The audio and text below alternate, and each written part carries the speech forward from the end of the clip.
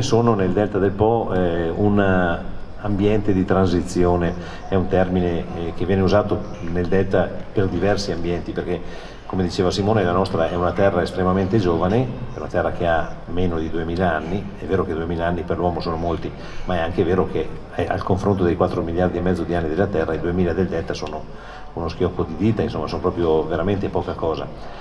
E questi ambienti di transizione, insomma, il primo che si forma è la laguna, che diventa un bacino di acqua salmastra dove il fiume manda dentro la sua acqua carica di sabbia, di limo e di argilla, e il mare manda dentro la sua acqua salata. Si crea questo ambiente tranquillo, poco profondo, di acqua salmastra, che è sulla faccia della terra uno degli ambienti più produttivi che ci sia. Possiamo dire che se magari il cinema ci fa conoscere i luoghi che sappiamo tutti, anche sul Delta, tanti bei film sono stati ambientati qui, la letteratura fa altrettanto con le parole scritte. Allora certi luoghi diventano eterni.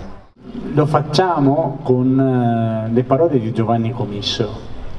Siamo negli anni '20. Lui, appena tornato dalle sue avventure guerresche sul Monte Grappa prima e a Fiume poi, si trova a Chioggia, Laguna Sud. Noi tra l'altro proveniamo da lì e descrive così la città.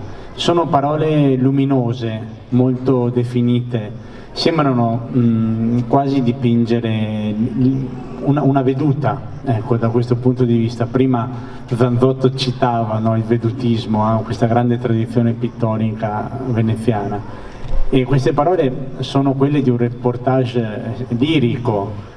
Cos'è la laguna per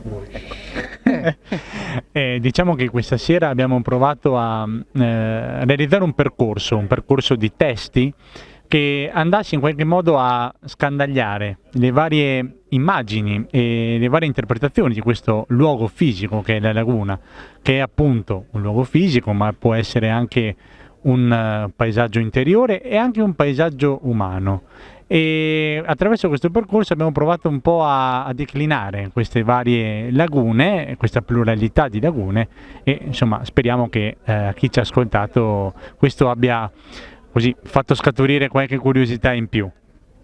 Sì, infatti abbiamo provato a cucire un percorso partendo da un quadro generale descritto da Andrea Zanzotto, il poeta di cui ricorre il centenario della nascita quest'anno, e attraversando, ecco, le voci di Comisso, di Piovene, di Parise, di Scarpa, fino ad arrivare ad uno scrittore contemporaneo che tra l'altro è alla mia destra e si chiama Sandro Friziero, casualmente. Ecco, speriamo di aver offerto qualche suggestione al pubblico che mi sembra avesse gradito, e la risposta ce l'aspettiamo. Insomma, ci aspettiamo che senza didascalie tra un testo e l'altro poi le persone vadano a scoprire questi autori, o a riscoprirli, e a leggere anche altre voci, perché sicuramente la laguna offre numerose indicazioni suadenti, le chiamava Zanzotto.